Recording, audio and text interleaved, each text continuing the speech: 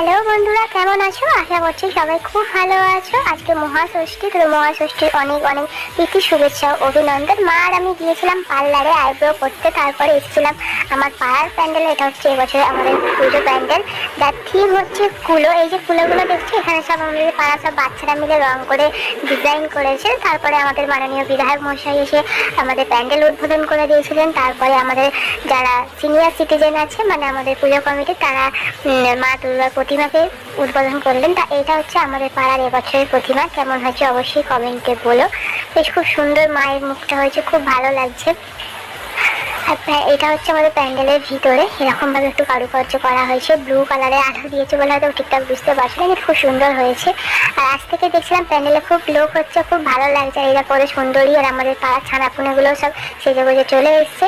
প্যান্ডেলে ভিড় হলে বেশ ভালোই লাগে। তো চলো, আজকের মতো ব্লগটা এখানেই শেষ করলাম। যদি ব্লগটা ভালো লাগে থাকে